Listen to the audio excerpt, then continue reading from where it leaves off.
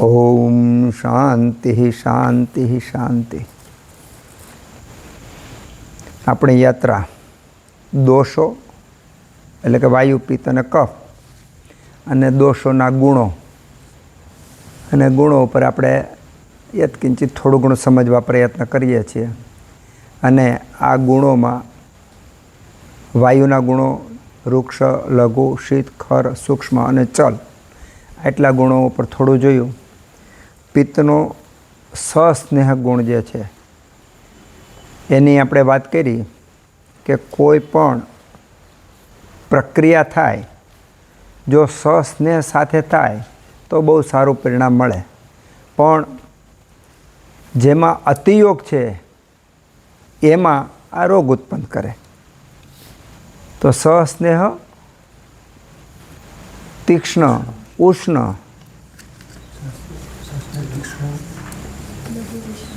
લઘુ, વિશ્રમ, સરમ, તો સસ્નેહ, તીક્ષ્ણ બધા ગુણો સાપેક્ષમાં હોય છે. હવે તીક્ષ્ણ પણ સાપેક્ષમાં છે. એક બહુ મોટું હોય તેની જગ્યાએ તમે થોડુંક પેલું હોય તો માની લો તમે સરદાર પટેલની મૂર્તિ જોઈ હોય, તેનો અંગૂઠો છે તો મૂર્તિનો અંગૂઠો એક માણસની ઊંચાઈ જેટલો છે. તો ત્યાં લઘુ ગુરુનો જે કંઈ છે કદમાં છે, તો ભાલું છે તો ભાલાની અણી જુઓ તો એ તો ધારદાર ને તીક્ષ્ણ હોય. પણ ભાલાની સરખામણીમાં તમે જુઓ તો સોયની અણી એનાથી વધારે તીક્ષ્ણ હોય. સોયથી પણ ઘણી સૂક્ષ્મ પેલી હોય તો એની વધારે સૂક્ષ્મ હોય. તો સૂક્ષ્મમાં વધુમાં વધુ જે સૂક્ષ્મ ગુણ છે એ ગુણ પિત્તનો છે. કે પિત્ત સૂક્ષ્મમાં સૂક્ષ્મ ગુણ ધારણ કરે છે. અને સૂક્ષ્મ ગુણનું પરિણામ શું મળે કે જે વસ્તુને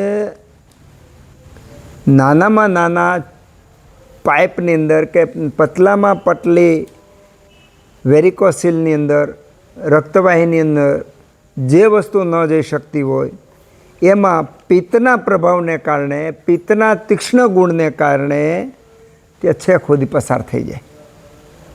એનો જો દાખલો લેવો હોય તો ભીલામો, બલાતક.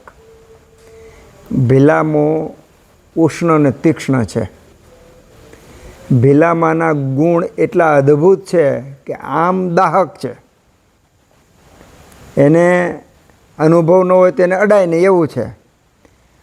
અને જેટલા ઉષ્ણ, તીક્ષ્ણ, વિકાસ, વિશદ આ બધા ગુણો ધારણ કરે છે એ બધા કાળજી રાખવી પડે ઉપયોગ કરવામાં. જો તમને એકવાર માસ્ટરી આવી ગઈ અને આવડી ગયું તો એ પરિણામ પણ એટલા અદ્ભુત આપે. તો ભીલામો છે ઉષ્ણ તીક્ષ્ણ ગુણવાળો છે. એમાં તીક્ષ્ણ ગુણને કારણે ભીલામો, માની લો કે આપણે ઉપયોગ કર્યો દવા તરીકે, એમાં ઘણી બધી દવાઓ છે જેમાં ભીલામો આવે છે. ભલાતક અવલે આવે છે, નારસી ચૂર્ણ આવે છે, ચિંચા ભલાતક વટી આવે છે, એવા ઘણા બધા યોગો છે. તો મારો એક અનુભવ કહી દઉં પછી આપણે ખ્યાલ આવશે આપણને કે ભીલામો પોતાના ગુણોથી કેટલું અદ્ભુત કામ કરે છે. ભીલામો ઉષ્ણ તીક્ષ્ણ ગુણ છે, દુખાવો પર તો ખૂબ કામ કરે જ છે. તમારો એક દર્દી હતો એને મેં ભીલામાનો પેંડો બનાવીને આપ્યો. ભીલામાને દૂધમાં ઉકાળ્યા અને પછી એનો દૂધનો માવો કરીને એનો પેંડો બનાવીને દર્દીને ખાવા માટે આપ્યો. શું કામ આપ્યો? એને સાંધાનો દુખાવો હતો. સૂક્ષ્મ સંધિઓ અને ઘૂંટણ વગેરે સુંદર બધા હાંધા એને દુખાતા, હાથ આમ જડાઈ ગયા હતા. એટલે મારો હેતુ હતો કે એના ઉષ્ણ અને તીક્ષ્ણ ગુણને કારણે આ જે રિઝિડિટી છે એ ઓછી થાય, વાયુ ઓછો થાય અને એને રાહત મળે. તો દર્દી 15 દિવસ પછી બતાવવા આવ્યો તો જે હાંધાના દુખાવા હતા એમાં 20% સુધારો હતો. પણ 20 વર્ષ જૂનું એનું ખરજવું હતું એ મૂળમાંથી મટી ગયું. તો શા માટે મટ્યું? કે ભીલામાંની તાસીર એવી છે કે અંદર ગયું એટલે જેવી રીતે મર્ક્યુરી એટલે કે પારો ઉપરથી પડે એટલે લાખો કરોડો નાના નાના બૂંદમાં થઈ ગયું. એમાંથી એક બૂંદ લ્યો ને એને પડે તો એ પણ સૂક્ષ્મમાં નાના કણમાં ફેરાઈ જાય. એમ ભીલામાંનું અંદર ગયું અને એ તેલ અંદર જઈ અને માઇક્રો પાર્ટ થઈ અને આખા શરીરના દરેક છિદ્રોમાં પ્રવેશ કરી જાય. પછી બીજી મજા એ છે કે એક વખત ભીલામાંનું તેલ અંદર પ્રવેશ કરી ગયું એટલે પછી ધીમે ધીમે ઉષ્ણ તીક્ષ્ણ વિકાસ એ બધા ગુણોને કારણે ખોતરતું એ આગળ આવેલું જાય. તો એક વખત અંદર પ્રવેશ કર્યું એટલે ચામડી દ્વારા બહાર નીકળાય. એક વખત અંદર પ્રવેશ કર્યું તો ફેફસા દ્વારા બહાર. કોઈ પણ રીતે એ સરફેસ ઉપર આવે એમને પાછું અટકે નહીં. શું કામ? આ ગુણ એનામાં એટલા માટે છે કે એમાં તીક્ષ્ણ ગુણ છે. તો તીક્ષ્ણ ગુણને કારણે જો તીક્ષ્ણ ગુણ એટલો સરસ એનો હતો તો ભીલામો એટલું અદ્ભુત કામ કરે છે. તો જે ઔષધમાં, ખોરાકમાં, દ્રવ્યમાં તીક્ષ્ણ ગુણની જેટલી તીક્ષ્ણતા એના પ્રમાણમાં સૂક્ષ્મ સ્રોતસની અંદર પ્રવેશવાની એની ક્ષમતા વધારે હોય. આ પહેલું. બીજું, જેના અંદર તીક્ષ્ણતા છે એ પોતે તો પ્રવેશ કરી શકે છે, પણ સાથે સાથે જેને આપણે લઈ જવું છે એને પણ સાથે લઈ જાય છે. માની લો ભીલામો છે, એનું તેલ સૂક્ષ્મ સ્રોતોમાંથી આરપાર નીકળ્યું તો છિદ્રો ખુલ્લા થઈ ગયા, વેરિકોસિલ કે જે કહે તો એ ક્લિયર થઈ ગયું. તો જે નળીઓ આપણે એમ કહી શકાય કે બ્લોક થઈ ગઈ છે, તો એને ખોલવા માટે આના જેવું ઉત્તમ ઓપરેશન બીજું એક પણ નથી. તમે ખાલી કલ્પના કરો કે એનું ખરજવું 20 વર્ષનું જૂનું ખરજવું અને આજની તારીખમાં પાછું થયું નથી. પાછું એ મેં આપ્યું તો આજે લગભગ 20 વર્ષ પહેલાં આપ્યું હતું, પછી આજની તારીખમાં પાછું થયું નથી. તો આ એના ગુણો છે. તો તીક્ષ્ણ ગુણનો જો કોઈ ફાયદો આપણે જોવો હોય તો આવા નાના પ્રયોગોથી જોઈ શકાય છે. તીક્ષ્ણ ગુણમાં બીજો વિશિષ્ટ હોય છે શાર્પનેસ, આકાર આપવો. કોઈ પણ કાર્ય હોય કે કોઈ પણ દ્રવ્યનું પરિણામ હોય તો જે પરિણામની ચોકસાઈ જોતી હોય કે પરિણામનું સચોટ પરિણામ જોતું હોય તો ઔષધની તીક્ષ્ણતા કેટલી છે એના આધારે એનું પરિણામ હોય છે. હવે સામાન્ય રીતે આપણે ઘણીવાર જોતા હોય કે એની આંખ તો કેવી તીક્ષ્ણ છે. એનો અર્થ એવો કે ઘણાની આંખો એટલી તીક્ષ્ણ એટલે કે એની દ્રષ્ટિ એવી હોય કે સામાન્ય માણસોને આર પાર જોતા હોય એવો તમે અનુભવ કરી શકો છો. તો તીક્ષ્ણ શબ્દ માત્ર સ્થૂળ રૂપે જ નથી વાપરતા.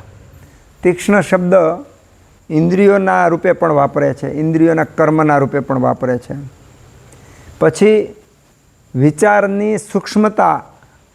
તીક્ષ્ણતાના રૂપમાં પણ વપરાય છે. તો તીક્ષ્ણ શબ્દ સ્થૂળ જેટલો ઉપયોગી છે એટલો જ ઉપયોગી ઇન્દ્રિયોની અને મનની પરિભાષામાં પણ આપણે એનો ઉપયોગ કરી શકીએ છીએ. તીક્ષ્ણતાના ફાયદા અને ગેરફાયદા. ફાયદાની અંદર કે જ્યાં માની લો કફ છે, જ્યાં કફનું આવરણ થઈ ગયું, જ્યાં સ્રોતો રોગ છે, કે જ્યાં અજીર્ણ છે, કે જ્યાં લેપાઈ થઈ ગયું છે, એવી વસ્તુમાં એને છૂટું કરવા માટે, નિરામ અવસ્થા લાવવા માટે તીક્ષ્ણ ઔષધનો જો ઉપયોગ કરવામાં આવે તો બહુ ઝડપથી પરિણામ મળે. દાખલા તરીકે ત્રિકટુ ચૂર્ણ લ્યો, પીપલી ચૂર્ણ, પીપલિયાદી 64 પ્રહરી પીપલી લ્યો. એ શું કામ કરશે કે કફ, ખાંસી, શરદી બહુ થઈ હોય તો કફને તોડવા માટે ઉષ્ણ, તીક્ષ્ણ, વિકાસ, વિશદ, આશુ આવા જે ગુણો જેનામાં હોય એ ઝડપથી એમાં કામ કરે. એક્ઝામ્પલ આસવ હોય, આપણે એક જંબીર આસવ બનાવ્યો છે. જંબીરાસોમાં જંબીરી લીંબુ હોય ને એનો રસ હોય ને એમાં પછી હિંગ ને એવું બધું હોય, પણ એ એટલો ઉષ્ણ તીક્ષ્ણ, કારણ કે 5 પ્રકારના લવણ છે એમાં, હિંગ છે, રાય છે, ઘણા બધા ઔષધો કરી અને એનો આસવ બને છે અને બનાવ્યો છે. તો એની ઉષ્ણતા તીક્ષ્ણથી 5 વર્ષ પહેલાં બનાવ્યો ત્યારે 20 ml આપતા હતા, આજે 10 ટીપા આપીએ તો એટલું પરિણામ મળે છે. તો એનો અર્થ એવો કે એનામાં તીક્ષ્ણતા વધતી ગઈ. એ તીક્ષ્ણ હવે માની લો કે એ જ આસવ 20 વર્ષ પછી 1 ટીપો સફિશિયન્ટ થઈ ગયું. 1 ટીપો એટલે જેટલી તીક્ષ્ણતા સૂક્ષ્મતા વધતી જાય એટલા ગુણો ઉપર કામ કરવાની અસર વધતી જાય છે. પિત્તમ સહસ્નેહ તીક્ષ્ણ. તીક્ષ્ણ એટલે સૂક્ષ્મમાં સૂક્ષ્મ સ્રોતોની અંદર પ્રવેશ કરી શકે એવું દ્રવ્યની ક્ષમતા. ક્લિયર થઈ ગયું? હવે દરેક ગુણને આપણે સ્નેહન ગુણની જેમ, સહસ્નેહની જેમ બહુ વિસ્તૃત કરીએ ને તો આ 3 દોષોમાં 1 વર્ષ આપણું જતું રહે. પણ આપણે અનુમાન કરીને કે ભાઈ કે જેવી રીતે સ્નેહ ગુણ છે એ આ રીતે આપણે સમજ્યા, એ જ રીતનો તીક્ષ્ણ ગુણ આપણે પોતાની રીતે સમજવા પ્રયત્ન કરવાનો. વિશેષ જ્યારે અનુષ્ઠાનમાં આપણે ભેગા થવાના હોય, વિશેષ જ્યારે કોઈ વિષય લઈને આપણે રાત્રે ચર્ચા કરવાનો હોય, ત્યારે આ વિષયને ફરીવાર પાછો મોટો કરી શકાય. તો પિત્તમ સહસ્નેહ તીક્ષ્ણ. ઉષ્ણ. પિત્ત કેવું છે? ગરમ. ઉષ્ણ. ઉષ્ણ એટલે ગરમ. એ પણ સાપેક્ષમાં છે.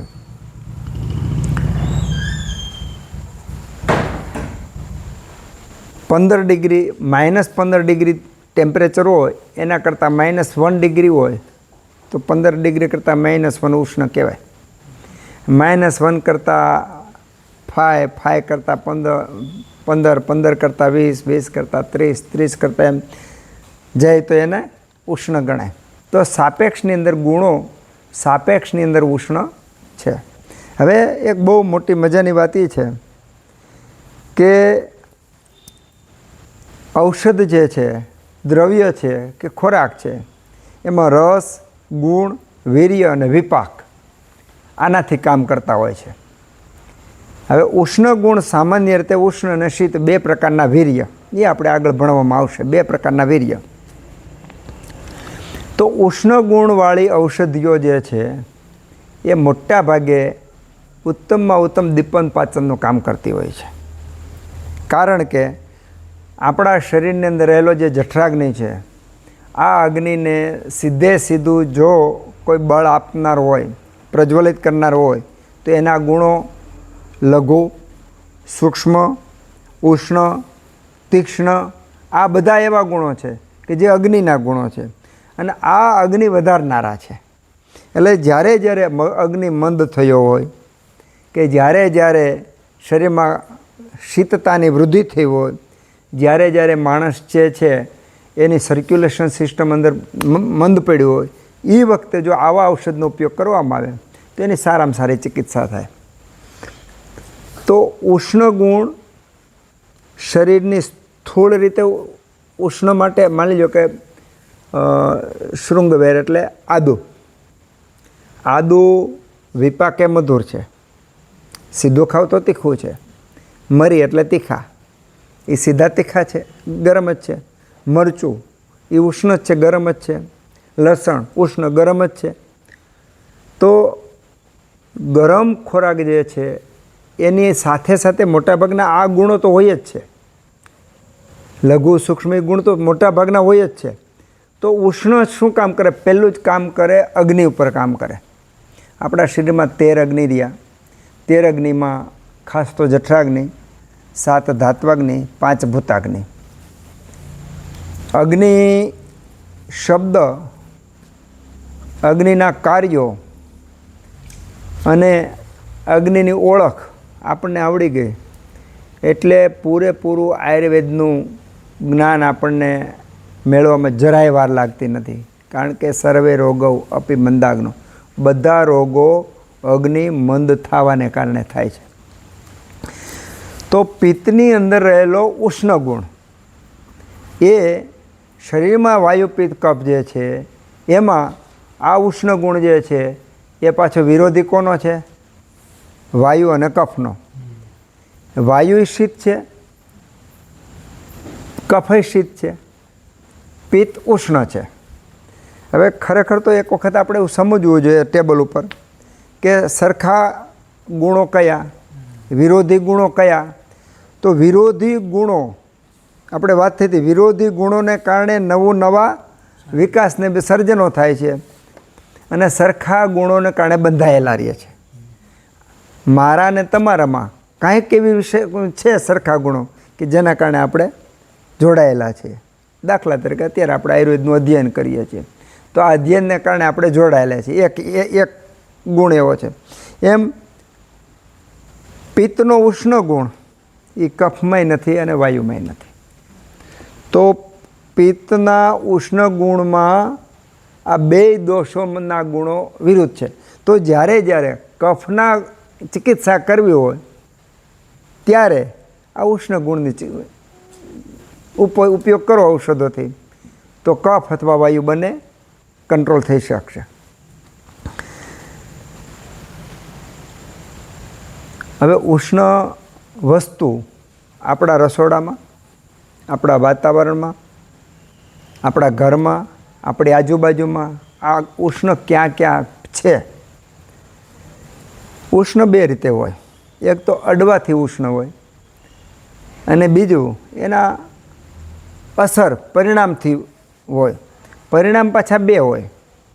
એક તો ખોરાક ખાવામાં આવે અને પછી પચે અને પછી જે અસર થાય એ રીતે, અને બીજું કે ખાતી વખતે જ અથવા દાખલા તરીકે આપણે કટુ વચન બોલીએ,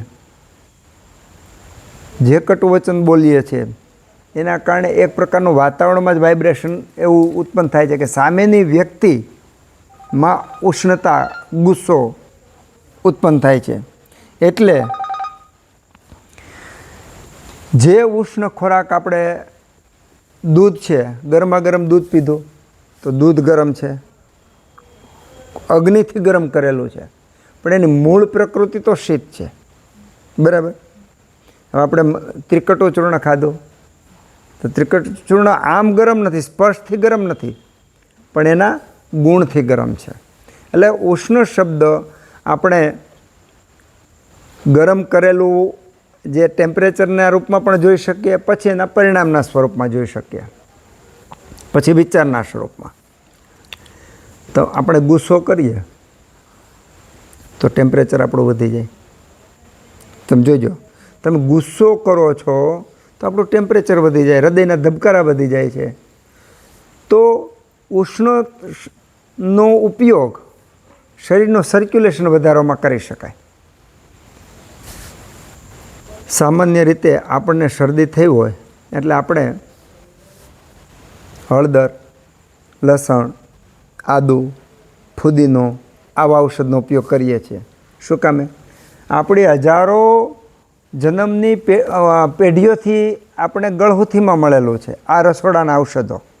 અને આ રસોડાના ઔષધો જેવા આપણી ભારત પાસે છે એવા દુનિયાના બીજા કોઈ પાસે નથી. કારણ કે આ આપણા રસોડામાં આવી ગયું છે ને એ ઋષિમુનિઓની ખૂબ આપણી પર કૃપા છે. કારણ કે એક રાઈ ઔષધ, રાઈ ઉષ્ણ ગુણ છે. એક રાઈને કાયમી આપણા રસોડામાં લાવવાનું. નિત્ય જ્યારે પણ રસોઈ કરો ત્યારે તમે સવાર, બપોર, સાંજ 3 ટાઈમ ઉપયોગ કરો છો એ જરૂરી છે. ઉપયોગ કરો છો અને તમે હાજરીઓ છો. હવે આ વસ્તુ કેટલી સૂક્ષ્મ રૂપે આ લોકોએ વિચારી છે, આપણા રસોડા સુધી પહોંચાડી છે અને પછી આપણે ઉપયોગ કરીએ. એના કારણે આપણો અગ્નિ સતત પ્રજ્વલિત રહે છે. અગ્નિને પ્રજ્વલિત રાખવા માટે માત્ર દ્રવ્યની જરૂર નથી, પણ દ્રવ્યના જે ગુણો છે એનું સામંજસ્ય પણ એટલું જ બહુ જરૂરી છે. ચૂલામાં રહેલો અગ્નિ, બહારના ચૂલામાં રહેલો અગ્નિ હોય, એ અગ્નિમાં જો બળતણ નાખવામાં ન આવે તો અગ્નિ ગમે એટલો હોય પણ ઠરી જાય છે. એની અંદર જલ્દી બળે એવું ઔષધ નાખો તો જલ્દી પેલું થાય. એમાં દાખલા તરીકે બાવળ જેવું નાખો તો સળગતા વાર લાગશે, પણ એક વખત આગ પકડશે લાંબો સમય સુધી ચાલશે. તો જેમ ઘનતા વધારે એમ એની આગની તીવ્રતા વધારે અને લાંબો સમય સુધી ચાલે. તો અગ્નિને ક્યારે કેવું લાકડું નાખવું એવું જેમ બહેનોને જ્ઞાન છે, એમ એવું જ જ્ઞાન દરેક મને તમને બધાને એવું જ્ઞાન દરેક વખતે હોવું જોઈએ કે સવાર બપોર સાંજને જ્યારે ભૂખ લાગે ત્યારે કે તરસ લાગે ત્યારે, ભૂખ લાગે ત્યારે શું અંદર નાખવું એ અને તરસ લાગે ત્યારે ક્યું અંદર નાખવું એ જ્ઞાન હોય તો એ બહુ મોટું વિજ્ઞાન છે. આ માટે પણ આપણે બહુ શીખવાની જરૂર છે કે સવારનો અગ્નિ, બપોરનો અગ્નિ, સાંજનો અગ્નિ અલગ અલગ કાળમાં છે, અલગ અલગ દોષના પ્રભાવમાં છે અને અલગ અલગ એની તીવ્રતા છે. તો 3 વખતે આપણે ઘણાના ઘરમાં તો 12 મહિના સવારે ચા ભાખરી, બપોરે દાળ ભાત શાક રોટલી અને સાંજે શાક રોટલી આવું નિત્ય. હવે આપણા ભારતની અંદર તો સવાર બપોર સાંજનો ખોરાક જુદો હોય, રોંઢો જુદો હોય, શિયાળો ઉનાળો ચોમાસું એનો ખોરાક જુદો હોય. તો એ ધ્યાન એટલા માટે રાખવું છે જે અગ્નિ અંદર છે એવો જ અગ્નિ સતત પ્રદીપ્ત રહે. એના માટે જે ઉષ્ણ તીક્ષ્ણ ઔષધો ક્યાં કેટલા પ્રમાણમાં નાખવા. અડદિયા શિયાળામાં આપણે ખાઈએ છીએ, એ અડદિયા આપણે ચોમાસામાં નથી ખાતા. તો અગ્નિને સતત જાગૃત રાખવો એ આ ઉષ્ણ ગુણનું મુખ્ય કાર્ય છે. હવે ખરેખર તો આપણે 13 અગ્નિ ભણવાના છીએ કે એક જઠરાગ્નિ, 5 મહાભૂત અને 7 ધાતુના અગ્નિઓ, આ 13 અગ્નિઓ. પણ સૂક્ષ્મમાં તમે જાઓ તો 13 નહીં, કરોડો અગ્નિઓના દર્શન થાય, કરોડો અગ્નિઓના દર્શન થાય. કારણ કે શરીરની અંદર સતત પ્રોસેસ ચાલુ છે, સતત પ્રોસેસ ચાલુ છે. સૂક્ષ્મતમ એટલી પ્રોસેસ ચાલુ છે. અને જે રાસાયણિક ક્રિયાઓ થાય છે એ ઉષ્ણતા વગર થતી નથી, અને ઉષ્ણતા હોય તો જ થાય. અને પછી પ્રક્રિયા થાય એટલે ઉષ્ણતા છૂટી પડે છે. જે ઉષ્ણતા છૂટી પડે છે એ ફરીવાર પાછી નવી પ્રોસેસ ક્રિયા કરવામાં વપરાય છે. તો શરીરની અંદર જેટલી પ્રક્રિયાઓ થાય છે એ બધા ઉષ્ણ ગુણને આધારિત છે. ઉષ્ણ ગુણ અગ્નિને વધારે ને ઘટાડે. હવે દાખલા તરીકે એસિડિટીવાળા હોય એને ઉષ્ણ ગુણવાળો ખોરાક આપીએ તો એને રોગરૂપ થશે. જેનો અગ્નિમન છે એને ઉષ્ણ ગુણવાળા ઔષધ આપશું તો એની સારવાર થશે. એટલે અહીંયા વિવેક એ રાખવાનો છે કે ગુણ તો બધા પોતાની રીતે પોતાના પરિણામ પ્રમાણે બરાબર જ છે, પણ કયા ઔષધના કયા ગુણને ક્યારે કઈ રીતે વાપરવાનું. બીજું, દરેક દ્રવ્યની અંદર જે ઉષ્ણતા રહેલી છે એ ઉષ્ણતાની માત્રા વધઘટ છે. દાખલા તરીકે મરચું ઉષ્ણ છે, મરી ઉષ્ણ છે, રીંગણું ઉષ્ણ છે, લસણ ઉષ્ણ છે, હરડે ઉષ્ણ છે, ગળો ઉષ્ણ છે. તો આ બધી વસ્તુ કઈ છે? ગરમ છે. રાઈ ઉષ્ણ છે. પણ બધાની અંદર જે ઉષ્ણતા છે એ અલગ અલગ છે, એક સરખી ઉષ્ણતા નથી.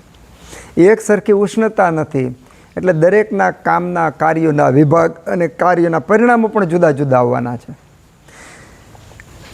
ખાસ તો ઉષ્ણ શબ્દ આપણે સાપેક્ષમાં લીધો છે, પણ રાઈની સાથે રાઈની અંદર જો પાછા વિભાગ પડે.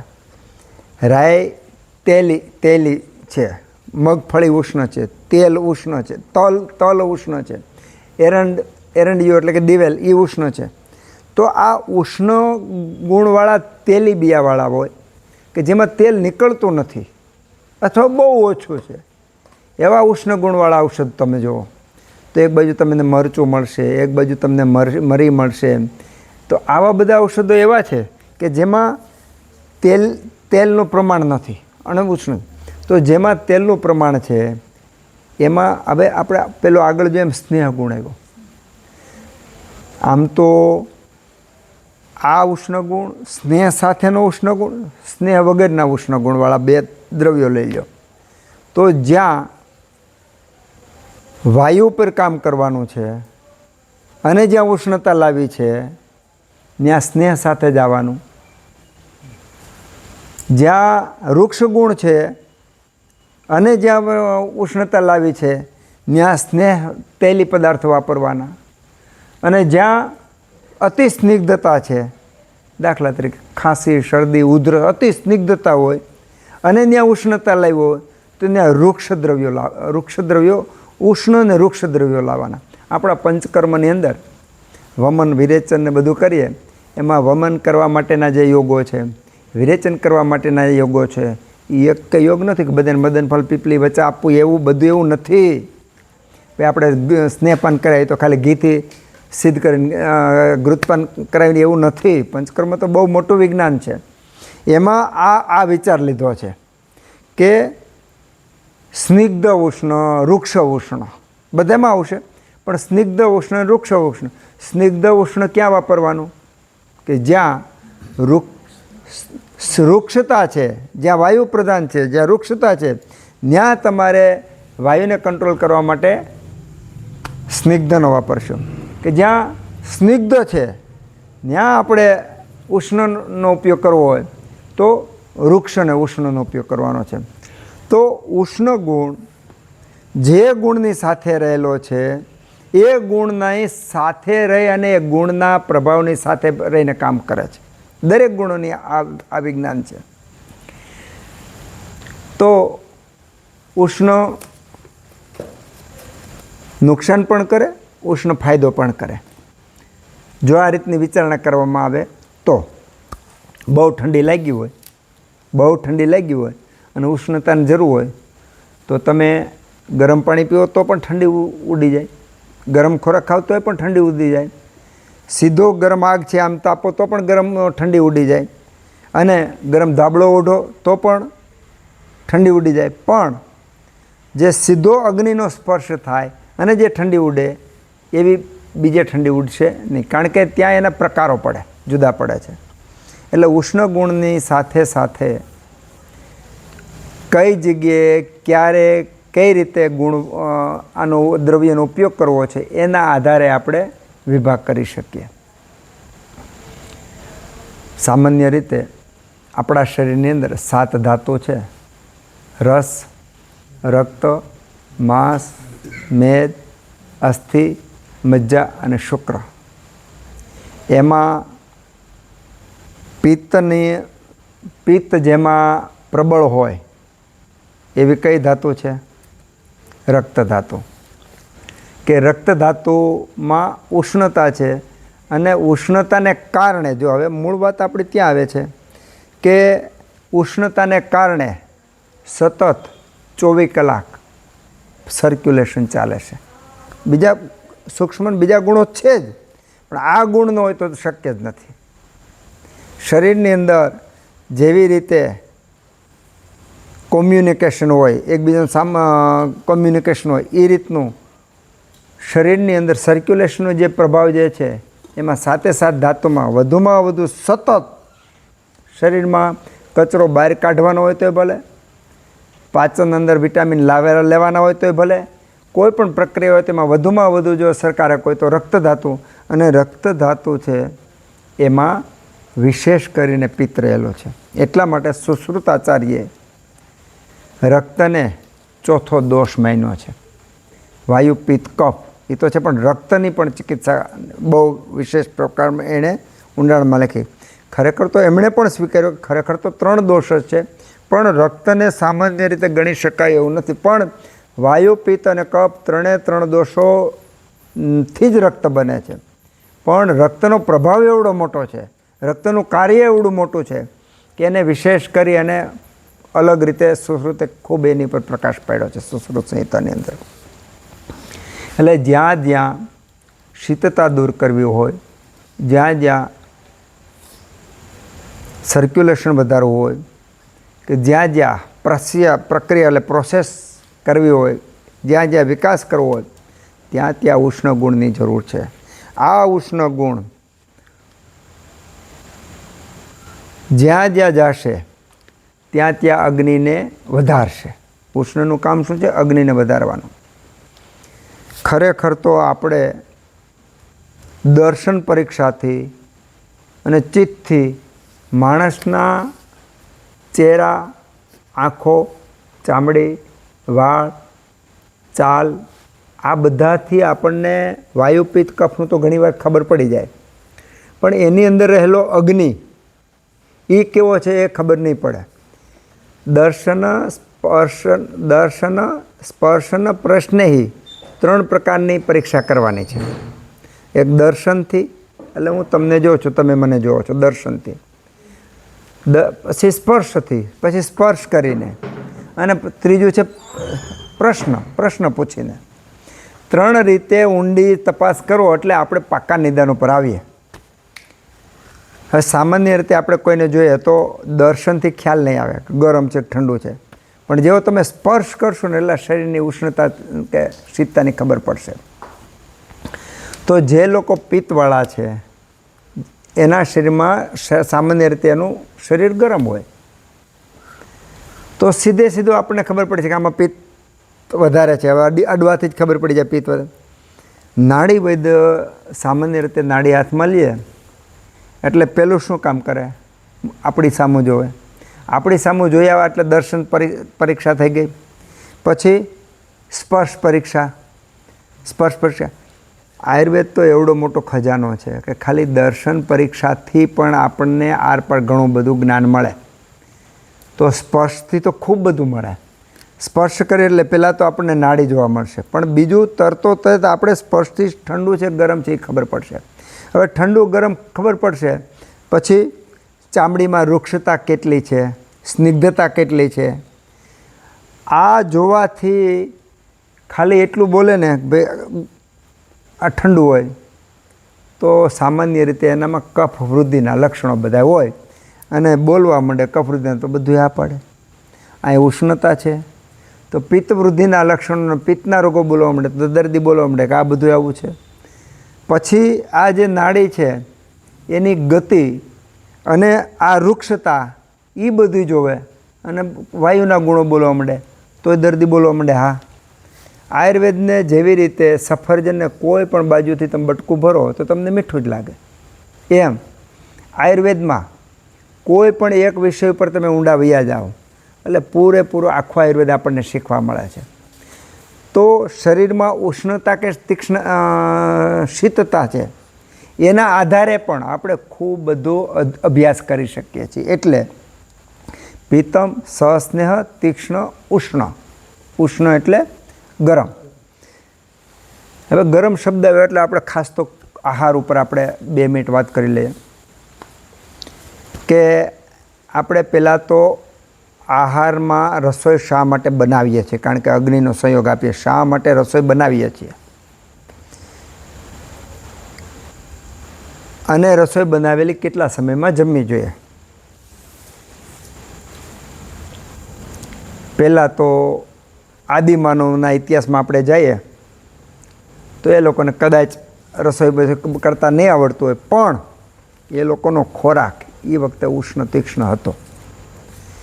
કાળક્રમે અગ્નિમંથ થઈ ચિંતન, અધ્યયન અને આયુર્વેદના જ્ઞાનથી સીધો બહારનો અગ્નિ આપવામાં આવ્યો.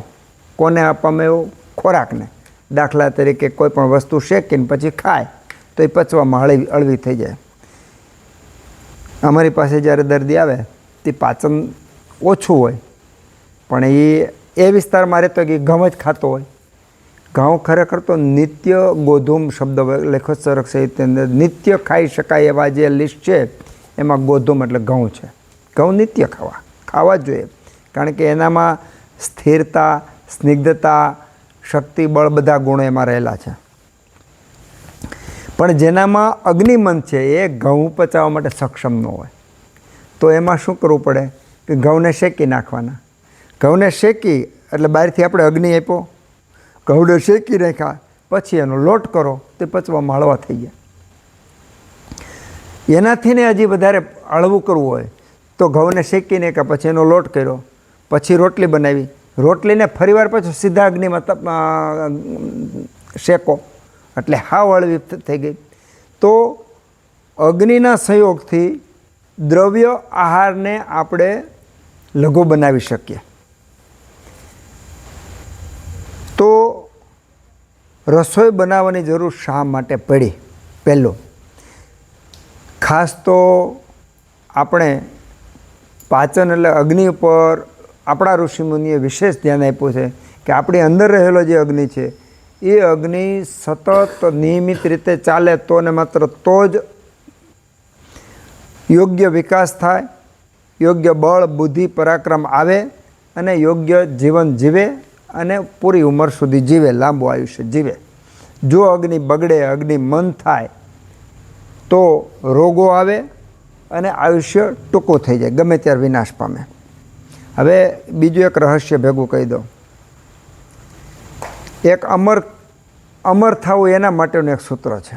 જેને અમર થવું, મરવું જ નથી એના માટેનું એક સૂત્ર છે.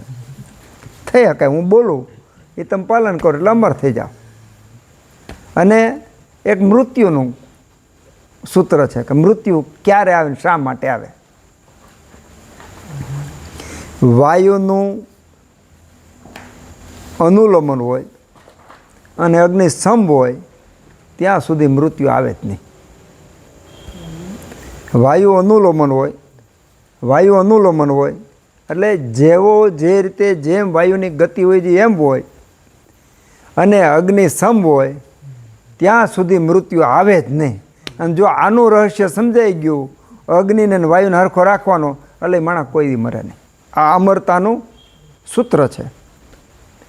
અને વાયુ વિકૃત થાય, વાયુ રોધ થાય, વાયુ દુષ્ટ થાય અને અગ્નિ મંદ પડે અથવા અગ્નિ દુષ્ટ થાય એટલે મૃત્યુ. હવે મૃત્યુ શબ્દને જરા સમજી લે. એક આયુષ્ય પૂરું થાય ને બીજું ચાલુ થાય એને મૃત્યુ કહેવાય. તમે સુખેથી જીવો છો અને સુખનું મૃત્યુ થયું ને દુઃખમાં તમે પગ મૂકો એટલે મૃત્યુ. રોગોની સાથે જીવવું એ મૃત્યુ બરાબર છે. ખરેખર તો મૃત્યુ પછીની જે અવસ્થા છે એ આખી અલગ હોય, એ આપણે નથી. પણ જેમાં બેહોશ અવસ્થા કહી શકાય કે તમે રોગની અંદર પ્રવેશ કરી ગયા એટલે તમે શારીરિક તો દુઃખી છો, ભેગા માનસિક પણ દુઃખી હોય. તમે કલ્પના કરજો, તમને ક્યારેક તાવ આવ્યો હોય ને, 3 દી તાવ આવે ને તો એમ થાય કે હું તો કોઈ દી હાજો જ નથી થવાનો, એવું થાય. એવું લાગે કે આટલું બધું છે, આમાંથી કઈ રીતે બહાર નીકળાશે? કારણ કે રોગ એવી વસ્તુ રહે કે આપણા શરીરને અને મનને વ્યાકુળ કરે, મનને પીડા ઉત્પન્ન કરે, દુઃખ ઉત્પન્ન કરે. તો 2 દી કે 5 દિવસ માથું દુખતું હોય તો એમ થાય કે આ ક્યારે મને, અને જે દુઃખી હોય ને એ ડૉક્ટર પાસે જાય કે વૈદ પાસે જાય ને તો આજીજી કરે, તમે જેટલા પૈસા જો તો લઈ લો પણ મને દુઃખમાંથી મુક્ત કરો, મને દુઃખમાંથી મુક્ત કરો. અને આવા દર્દીઓના પુણ્યના પ્રતાપે એવા ડૉક્ટરનો વૈદ્યો પણ છે કે એને લૂંટવા માટે પણ તૈયાર છે. ભાઈ આવવા દે તું, જો તું હાજો રહીશ તો પાછો અમને દેવા આવવાનો નથી. એટલા માટે આ વિજ્ઞાન એટલા માટે શીખવાનું છે આપણે કે એક દવાખાનું, દારૂખાનું, પોલીસ ખાનું, આ ખાનામાં ગયા એમાં સુખ હોય જ નહીં. કોઈ દિવસ સુખ ન હોય, દુઃખ અને દુઃખ જ હોય. તો અગ્નિની જરૂર રસોઈમાં એટલે પડી કે પહેલાં તો શરીરનો શ્રમ, અને એ વખતે શરીર દરેકના અલગ અલગ કસાયેલા હોય. આજથી 50 વર્ષ પહેલાં જોઈએ તો કેટલો બધો શ્રમ હતો ને. 100 વર્ષ પહેલાં જાઓ તો જેટલી સુવિધાનો અભાવ એટલો શ્રમ વધારે. હાવ દાખલો, જેટલી સુવિધાનો અભાવ એટલો શ્રમ વધારે. જેટલો શ્રમ વધારે એટલા તમે ઓપ્શન ઓછા ગોતો, કારણ કે આપણે ટેવાઈ જાય. આજથી 30 વર્ષ પહેલાં જ કોઈના નળ ઘરે આવતા નહોતા, બધાએ બહાર પાણી ભરવા જતા હતા, બરાબર? તો સુવિધાનો અભાવ હતો પણ એ કામ કરવામાં કોઈને વાંધોય નહોતો, કારણ કે વણાઈ ગયેલું હતું. તો જેટલો સુવિધાનો અભાવ એટલો શ્રમ વધારે, અને જેટલો શ્રમ વધારે એટલું સુખ વધારે. કારણ કે શરીર સતત જેમાં રોકાયેલું રહે એટલે મન છે ને એ વિવાદ કે વિચારો ઉત્પન્ન ન કરે. ઓશો અને ગુરુજીએ અલગ અલગ પ્રયોગો કરતા. જેને બહુ ગુસ્સો આવે ને, એક આશ્રમ હોય ને આશ્રમમાં પછી કોઈને બહુ ગુસ્સો આવે ને તો એમ કહે ભાઈ એક તો આ લાકડીનો ભારો છે ને, આ બધી લાકડીઓ તું તો ભાંગી નાખ. જેવી લાકડી ભાંગી નાખ ગુસ્સો ઉતરી જાય. તો મનની જે વિચારની ગતિ છે એને યોગ્ય દિશા આપવા માટે ઉત્તમ જો રસ્તો હોય ને તો શરીરને તમે એક્ટિવ પ્રવૃત્ત રાખો. આ ઉત્તમ રસ્તો છે, પહેલો રસ્તો. બીજો રસ્તો કેળવણી, મનની કેળવણી, કે આપણે મનના વિચારો કે સુખ કે દુઃખની વારંવાર થતી અનુભૂતિમાંથી છટકવું હોય તો એક જ વસ્તુ છે કે આપણે નામ સ્મરણ આવ્યું, ભગવાનનું સ્મરણ. પણ હવે કૃષ્ણ ભગવાન, શ્રી કૃષ્ણ શરણમાં બોલીએ, પણ શ્રી કૃષ્ણ શબ્દમાં, શ્રી કૃષ્ણ ભગવાનમાં એટલી અંદરથી નરસિંહ કે મીરા જેવી પ્રીતિ ન હોય તો એવું સુખ ન આવે, આર્ટિફિશિયલ થઈ જાય. પછી તમે કોઈ અધ્યયન કરતા હોય ને શ્લોકો બોલો, શ્લોકો પાકા કરો, અંકો કે એવું કાંઈ પણ પાકું કરો તો એ મનની કેળવણી છે. મનને સ્થિર થવા માટેનું સુખ ઉત્પન્ન કરવાનું એક સાધન છે. જ્યાં મન સ્થિર થયું, જ્યાં અટકું ત્યાં સુખ છે. જેવું મન ચાલ્યું, જેવા વિચારો ચાલ્યા એટલે દુઃખ ઉત્પન્ન છે. કારણ કે વિચાર ગ્લાનિકારકમ છે. એ વિચાર ઉત્પન્ન કરનાર ને પાછું ગ્લાનિ કરનાર છે. વિચાર ગ્લાનિકારક. એટલે મનની સ્થિરતા વગર, વિચારની શૂન્યતા વગર સુખ નથી. અને એ સુખ મેળવવા માટે પહેલું જો સાધન હોય તો શરીરને કામમાં લગાડવાનું પહેલું. તો આપણે કહીએ કે આપણા પહેલાં સુખી એટલા હતા કે એ લોકો શરીરનો ઉપયોગ વધારે કરતા હતા, સાધન સંપન્ન સગવડનો ઉપયોગ ઓછો કરતા હતા અને એને જરૂર પણ નહોતી. અત્યારે આ જ વિસ્તારમાં આપણે રહીએ છીએ તો અહીંયા 90% ટોયલેટ બાથરૂમ ઘરની બારોબાર ખેતરમાં વાડામાં હોય પાછળ, બરાબર? તમે જો. અને હવે જે આપણે નવા મકાનો બની ત્યાં આપણે બધા રૂમમાં એટેચ ટોયલેટ બાથરૂમ કરીએ છીએ. તો એનો સીધો સાદો અર્થ એવો થાય કે આપણે જેટલી સગવડતા વધારીએ છીએ એ આપણને સુખ આપનારી નથી. એવી જ રીતની રસોઈની ધીમે ધીમે આપણે આળસુ થતા ગયેલા, આપણો અગ્નિમન થતો ગયો. અગ્નિમન થતો ગયો. અગ્નિને પ્રદીપ્ત કરવા માટે શું કરવાનું? તો બહારથી સીધો અગ્નિ આપવાનો. બહારથી સીધો અગ્નિ આપો એટલે એ પચવા માળવું થાય. પચવા માળવું થાય એટલે બરાબર સુચારુ રૂપે પાચન થઈ જાય. એના માટે આખું એક આપણું આયુર્વેદનું વિજ્ઞાન પાકશાસ્ત્રની રચના થઈ. અને આ જે પાકશાસ્ત્ર છે એ પૂરેપૂરા સિદ્ધાંતો પર રહેલું છે. કોઈ એવું નથી કે ભાઈ આને આ વઘાર કરી નાખો એટલે થઈ ગયું, કે એવું નથી. સહેતુક રસોઈ છે. પછી દરેક વ્યક્તિ અને દરેક રોગોને અલગ અલગ પ્રકારની રસોઈ હોય. દાખલા તમે કઢી વઘારો છો તો જેને શરદી થઈ હોય એના માટેની કઢી અલગ હોય, જેને એસિડિટી હોય એની કઢી અલગ હોય, જેને વાયુ એની કઢી અલગ હોય. તો કઢી તો જ હોય, પણ પછી એમાં પ્રક્ષેપ દ્રવ્ય બદલે એટલે તરત જ તેના ગુણ બદલી જાય છે. તો પાકશાસ્ત્રનું જે નિર્માણ થયું એમાં ઉષ્ણતા આપવાનું હેતુ અગ્નિ સિદ્ધિ આપવાથી પચવામાં લઘુતા આવે છે. બીજો, સૂક્ષ્મમાં સૂક્ષ્મ સ્ત્રોતો સુધી જલ્દી ફેલાઈ જાય છે. હવે તમે છાશ છે એ પછી ચણાનો લોટ ને અલગ અલગ વસ્તુ તમે સીધે અમે ગરમ કર્યા વગર ખાઓ, શું થાય? પેટમાં દુખે. એને જ તમે આ નમક છે બધું મિક્સ કરી અને યોગ્ય રીતે જ, જેને કઢી આવડતી હોય, કઢી 20 બહેનો બનાવે કે 20 ભાઈઓ બનાવે, દરેકના હાથની કઢી અલગ અલગ હોય, દરેકના હાથની દાળ અલગ અલગ હોય, દરેકના હાથની રસોઈ અલગ અલગ હોય. તમે વિજ્ઞાન તો જુઓ કેવડું મોટું. અરે છાશનું જે દૂધનું મેળવણ છે એમાંથી દહીં બને, દહીંની છાશ બને. પટેલ, આયર, રબારી, ચારણ, પછી બીજા જે અલગ અલગ જ્ઞાતિના માણસો અલગ અલગ જે બનાવે છે તો દરેકના મેળવણને કારણે દરેકની છાશનો ટેસ્ટ અલગ હોય. તમે રબારીને ઘેરે જાઓ તો એની છાશનો ટેસ્ટ અલગ હોય. મેર અને આયરને ઘેરે જાઓ તો એનું દહીંનો ટેસ્ટ ને અલગ જ હોય. પછી એ વારસામાં હોય. જે મેરની દીકરી હોય એની મેળવે તો મેરના 50 ઘેરે જાય, 50 ઘેરે એક જ હરખો દહીં ટેસ્ટ મળશે તમને. તો આ એક વારસો જળવાયેલો છે. તો રસોઈ કરવાની પ્રથા એટલા માટે પડી છે કે આપણા અગ્નિને સમ રાખવા માટે અને દોષોને દૂર કરવા માટે, થતા રોગો દૂર કરવા માટે એક મોટું વિજ્ઞાન છે. બીજું કે રસોઈ બનાવી પછી કેટલા સમયમાં ખાવી, કેમ બનાવી તો બહુ મોટું વિજ્ઞાન છે. એના માટે પણ ઘણો બધો સમય જાય, એ જોઈશું સમય પ્રમાણે. કઢી બનાવો, રોટલી બનાવો, શાક બનાવો, દાળ બનાવો, પુડલા બનાવો, અલગ અલગ ખૂબ બધી વાનગીઓ આપી. દરેક વાનગીઓના હેતુ અને કારણ અલગ છે. મુખ્ય અગ્નિનું કારણ છે. બીજું કારણ છે રુચિ. રુચિ ઉત્પન્ન કરવા માટે. તમને રુચિ ન હોય અને ભોજન કરવા બેસો તો એ ઉત્તમ રીતે પાચન થતું નથી.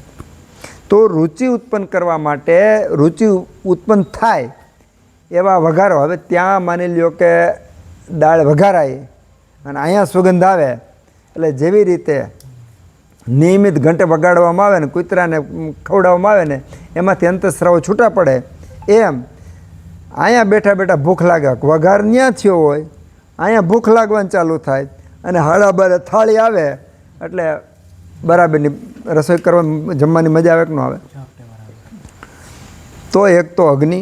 બીજું મનની ઉપર પણ આ કામ કર્યું ઋષિમુનિએ. તમે જુઓ કે આપણા મનને ગમવું જોઈએ. મનને ગમવું જોઈએ, એની ઈચ્છા થવી જોઈએ, એને ગમવું જોઈએ. જે વ્યક્તિમાં રુચિ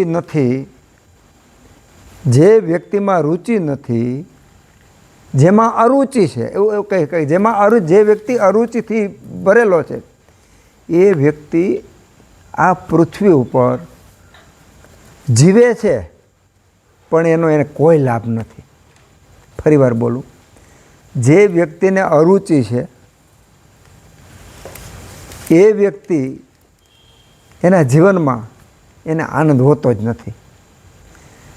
ભોજનમાં અરુચિ હોય ને એને બધાયમાં અરુચિ હોય. તમે જોજો. હા, પછી એક બને કે અન્નમય શરીરમાંથી તમે પ્રાણમયમાં, મનોમયમાં ને એમાં તમે જવા માંડો, એ પછીની યાત્રા ને આધ્યાત્મિક વાત છે, એ પછીની વાત છે. પણ પહેલાં તો ભોજનની રુચિ. અને આપણા શાસ્ત્રમાં બધા રોગોમાં, જ્વરમાં કીધું એટલા લક્ષણો હોય એટલે જ્વર. શું હોય? અરુચિ શબ્દ આવ્યો છે. રુચિ ન હોય, ખાવામાં રુચિ ન થાય. તો રુચિ ઉત્પન્ન કરવા માટે રસોઈનો બહુ મહત્ત્વનો ભાગ છે. પછી અગ્નિને કઈ દિશામાં રાખવો એ પણ બહુ મોટો સાયન્સ છે. જોકે મારું એ બાબતમાં જ્ઞાન નથી. કઈ દિશામાં અગ્નિ રાખવો એ વાસ્તુશાસ્ત્રનો વિષય છે, એમાં મારું જ્ઞાન નથી. પણ આપણા ઋષિમુનિએ રસોડું કઈ દિશામાં રાખવું કે જેના કારણે એની અસર કેવી થાય રસોઈ બનાવતી વખતે, રસોઈ બનાવનાર વ્યક્તિમાં અને જમનાર વ્યક્તિમાં. આ મોટો સાયન્સ છે. તો એ અગ્નિને યોગ્ય દિશામાં રાખ્યું.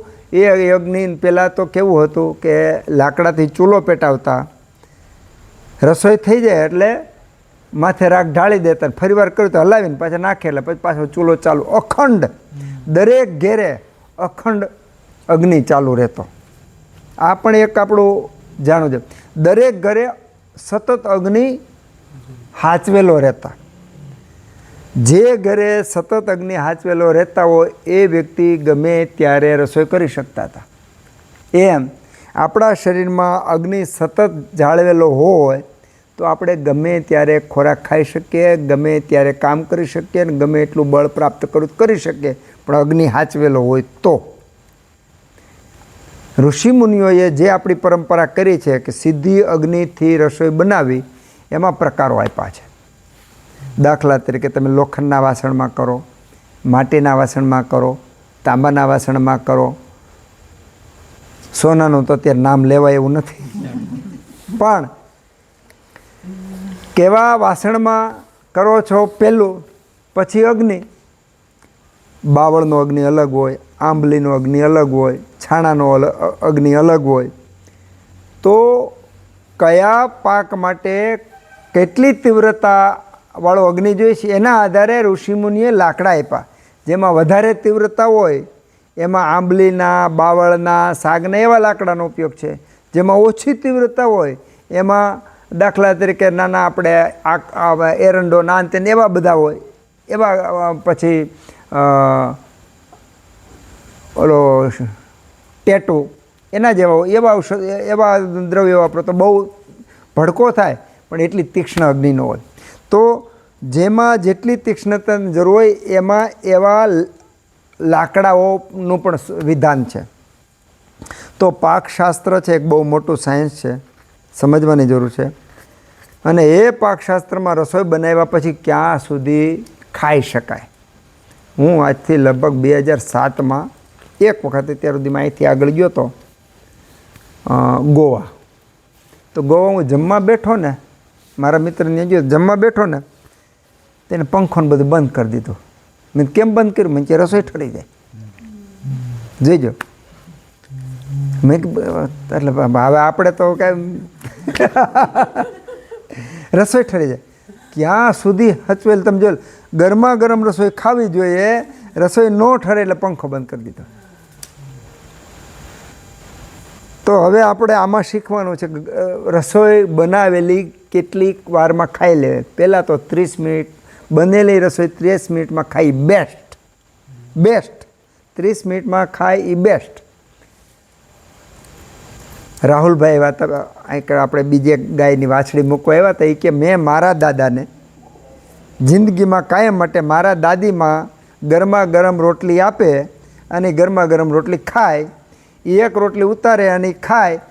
એટલું જ નહીં, પછી એ રોટલી દેવા આવે અને ઓનો એક ટુકડો વધ્યો ને તો ટુકડો પાછો લેતા જાય અને ઓલી રોટલી ખવડાવે. આ વસ્તુ આ એમણે વાત. તો ગરમા ગરમ રસોઈ જે ખાય છે એનો અગ્નિ પણ એવો છે. એટલે રસોઈ બનાવ્યા પછી જે તરત જ ગરમા ગરમ ખાવી એ બેસ્ટ. પછી જેટલો સમય જાય એટલે એનામાં અગ્નિ ગુણ, જે પાચન શક્તિ છે ઓછી થતી જાય. વધુમાં વધુ કલાક, અને એનાથી બહુ તમારે દલા તરવાડી થવું હોય તો 4 કલાક. કે એકવાર રસોઈ બનાવી તો 4 કલાક, પછી 4 કલાક સુધી કદાચ ખાઈ શકો. 1 કલાક 1.5 કલાકથી પછી તો સામાન્ય રીતે નહીં ખાવી જોઈએ, પણ ખાઈ શકીએ. એનો અર્થ એવો થયો, એનો સીધો અર્થ એવો થયો કે જ્યારે તમારે જમવું હોય ત્યારે રસોઈ બનાવવી. જ્યારે તમારે જમવું હોય ત્યારે રસોઈ બનાવવાની. એનો સીધો અર્થ એવો થયો કે આપણી ભારતની જે પરંપરા છે એ બરાબર આને બંધ બેસતી છે. 3 ટાઈમ નિયમિત ચૂલો ભારતમાં હળગે છે, અને ભારતની બહાર તમે ડોકું કાઢો, અઠવાડિયે ચૂલો હળગે. અને એનું ક્યારે હળગે, ઓવન ને બધું ક્યારે થાય કે જે બનાવેલું છે ને ગરમ કરવા માટે થાય છે. પણ પાછો અહીંયા બીજો ઉલ્લેખ પાછો એ કીધો છે, એકવાર તમે શાક બનાવ્યું એને ફરીવાર ગરમ નહીં કરવાનો. એકવાર તમે દાળ બનાવી એને ફરીવાર પાછી ગરમ કરવાની.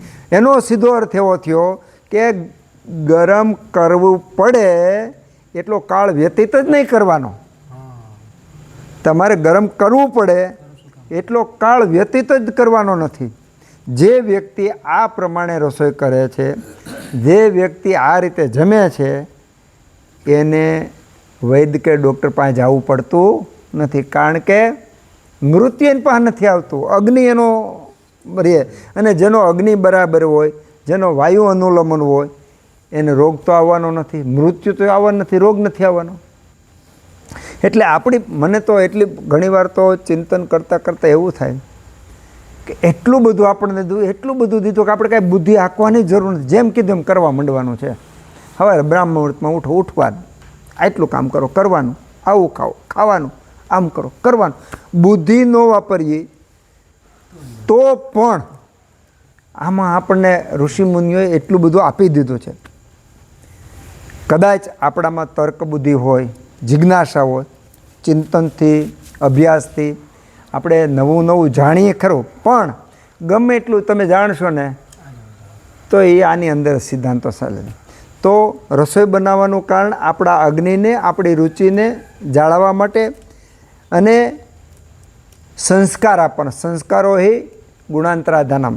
જેટલા તમે સંસ્કારો આપો એટલું ગુણોનો વધારો થાય છે. હવે એક રસોઈ બને, તમે ખાલી વિચાર કરજો, કોઈ પણ એક આઈટમ લઈ લો, તેમાં કેટલા સંસ્કારો પડે છે. દાખલા તરીકે રોટલી, સામાન્ય છે. એક રોટલી છે, એ લોટને તમે હાથથી આમ કરો ને તો એક સંસ્કાર થયો. પછી પાણી નાખો છો ને સંસ્કાર થયો.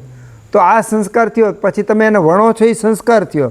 વણ્યા પછી તમે તાવડીમાં નાખો સંસ્કાર થયો. અને આગ આપી સંસ્કાર થયો. આગ કમ્પ્લીટ કરીને પછી તમે બેચાર કરો તો ગુણાંતરાધાનમ. સંસ્કારો હિ ગુણાંતરાધાનમ. તો રસોઈ કરતી વખતે તમે બનાવવાનું ચાલુ કરો છો, ત્યાંથી થઈ અને કમ્પ્લીટ તમારી થાળી સુધી આવે છે, ત્યાં સુધીમાં કેટલા સંસ્કારો આપવામાં આવ્યા. અને દરેક સંસ્કાર વખતે નવા ગુણોનો ઉમેરો થાય છે. હવે નવા ગુણોનો ઉમેરો, તમે હમણાં જ તમને કીધું કે જંબીરા સૌ મારું 5 વર્ષ પહેલાં 20 ml આપતો, આજે 10 ટીપ આપું છું. તો આટલા સમયમાં સમયનો જે એમાં સંસ્કાર થયો તેના પરિણામે એમાં તીક્ષ્ણતા એટલી વધી છે. એમ જેટલા સંસ્કાર વધારે આપે એટલું એમાં ગુણો વધે છે. દરેક વિસ્તારની અંદર જોવાનડા છે એ પ્રોગ્રામ કરતા હોય. જે પ્રોગ્રામ કરતા હોય ને એમાં તમે જોઈજો સંસ્કાર મુખ્ય હોય છે. રસોઈમાં સંસ્કાર મુખ્ય હોય છે. તમે જામ કંડોરણા બાજુ જાઓ ને તો વાડીનું શાક ત્યાં પ્રખ્યાત. કંડોરણાની બાજુ જાઓ તો ત્યાં વાડીનું શાક પ્રખ્યાત. તેલનું ટીપું ન નાખે, તેલ એક ટીપું નહીં. અને વાડીનું શાક એટલું મીઠું લાગે કે એમ થાય ઓહો, પણ એ સંસ્કાર કેટલા આપે છે.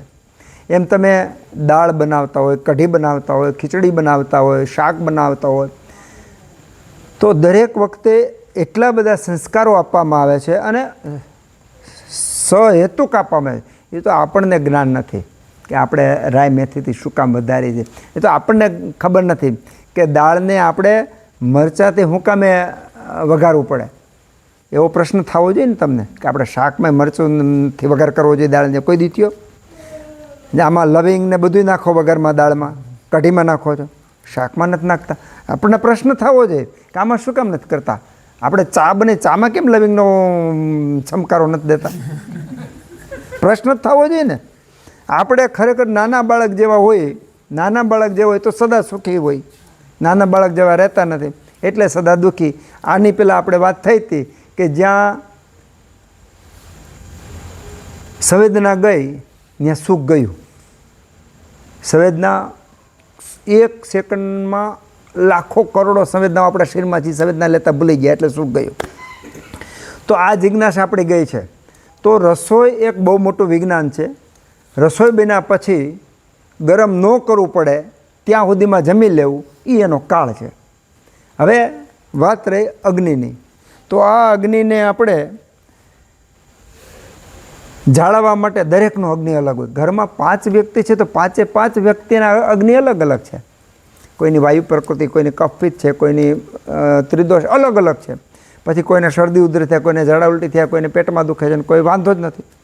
તો એક વ્યક્તિ, આપણી બહેનો એટલી માસ્ટર હતી, તમે જોઈ વિચાર, બહેનો એટલી માસ્ટર હતી કે ઘરમાં દરેક વ્યક્તિને સંતોષ થતો હતો. સંતોષ એટલે થતો હતો કે પહેલાં તો અનુશાસન, બીજું શ્રમ. અનુશાસન એવું હતું, અત્યારે તમે ઘરમાં 5 વ્યક્તિ હોય ને તો 5 પૂછે શું બનાવું તો એક તુરિયાનું શાક કે, એક ભીંડાનું શાક કે, એક કોલનો વઘાર કે. એ 5 વ્યક્તિમાં 3 શાક બને. તમે વિચાર કરી લો. અને 30-40 વર્ષ પહેલાં વૈયા જાઓ. માં હોય ને, જે હાજર હોય ને એનું બનાવી નાખે અને ભૂખ લાગી ખાતા જાય. કે નહીં હાલો જમવા, ભૂખ લાગીને ખાતા જાય ને કાં બધા ભેગા બેહીને ખાઈ લે. કેવું ન પડે. અને આજે 3 વાર બોલાવો ને ત્યારે આવે છે, કારણ કે અગ્નિ ગયો. અગ્નિ ગયો એટલે અમારે દર્દી આવે ને એટલે ઘણીવાર છોકરા હોય ને બાળક, તો બાળકને ખાસ અમે કહીએ ભાઈ તમારે આને ખાવાનું કહેવાની, સામેથી માગે ને તો જમવા દે, બાકી જમવા નહીં દેવાનું. હવે બહેનોને તો આગ્રહ લાગે ને કે મોળો પડી જાય. મેં કીધું જો આને તમારે મજબૂત બનાવવો હોય, જાડો બનાવવો હોય, હરખો બનાવવો હોય તો ખાવાનું તો પૂછવાનું. એ 2 વાર ખાવા માગે ને ત્યારે કહેવાનું. તો પહેલાં સિસ્ટમ કેવી હતી કે ભૂખ લાગે એટલે તમે ત્યાં જઈ આવો અને ખાઈ લો. હવે અત્યારે શું થયું છે, ભૂખ નથી લાગતી એટલે આપણને ભાવતું નથી. ખરેખર તો સ્વાદ દ્રવ્યમાં નથી, શાકમાં રોટલીમાં સ્વાદ નથી, સ્વાદ ભૂખમાં છે.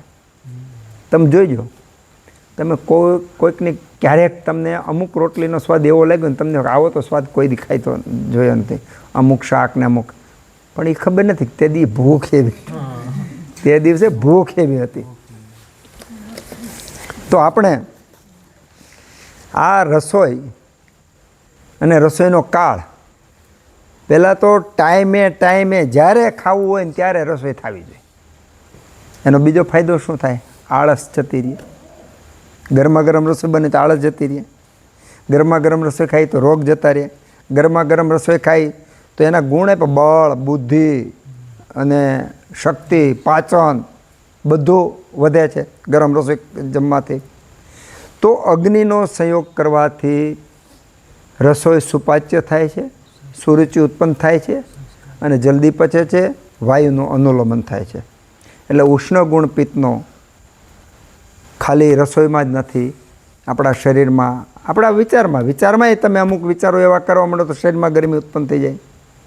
પછી બહાર સૂર્ય, કે જેને દાખલા તરીકે એસિડિટી હોય, અમારા તો ખાસ અનુભવ છે, એસિડિટી વિદગ્ધા જીર્ણવાળા દર્દી હોય, હવે સૂરજ 5 કે 10 દી પછી તપવાનો હોય તો અહીં અસર પહેલાં ચાલુ થઈ જાય. એમાં પાઇલ્સવાળાને ખાસ, જે પાઇલ્સ મસાવ હોય, બ્લીડિંગવાળા હોય, જે ગરમી પડે એની પહેલાં તો એને બ્લીડિંગ ચાલુ થઈ જાય. હજી બીજા કોઈને કાંઈ પ્રોબ્લેમ ન. તો ખાલી આપણા શરીરનો જ નહીં, ખાલી આપણે ખોરાકમાં જ લઈએ એનો જ પ્રભાવ નથી આપણા શરીર ઉપર. સૂર્યનો, ચંદ્રનો છે એટલી જ આપણને ખબર છે, એટલું જ નથી, એના સિવાયના લાખો કરોડો જે તારાઓ છે એનો પણ પ્રભાવ પડે છે. એટલે આપણે આપણી અગ્નિને કેમ હાચવવાની, આપણી ઉષ્ણતાને કેમ હાચવવાની, કેમ અકબંધ રાખવાની. પારસીઓ અગ્નિને કેટલું મહત્ત્વ આપતા હતા, પારસીઓ અગ્નિને અખંડ રાખતા હતા. તમે કદાચ અહીંયા અજમલગઢ ગયા હોય તો ઇતિહાસ તમે જુઓ તો કંઈક 12 વર્ષ સુધી એ લોકોએ અગ્નિને, જ્યોતને રાખી. જ્યોત એટલે આપણી આ અગ્નિ, એને સાંકેતિક ભાષામાં છે. તો અગ્નિને સમ રાખવો, અગ્નિને સતત પ્રજ્વલિત રાખવો એ સમાજ માટે, દેશ માટે, આરોગ્ય માટે, શરીર માટે બહુ જરૂરી વસ્તુ છે. એટલે આપણે પિત્તમ, સહસ્નેહ, તીક્ષ્ણ અને ઉષ્ણ ગુણ પર થોડી વાત કરી. હવે આગળ ઉષ્ણની વાત એટલે નથી કરવી કે બીજા ઘણા બધા ગુણો છે, થોડી એક સેશનમાં, એક વર્ગમાં 2-3 ગુણો લઈએ તો એક થોડીક યાત્રા જલ્દી થાય.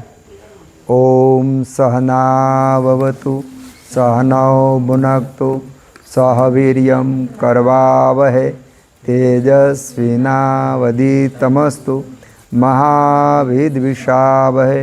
ઓમ શાંતિ શાંતિ શાંતિ.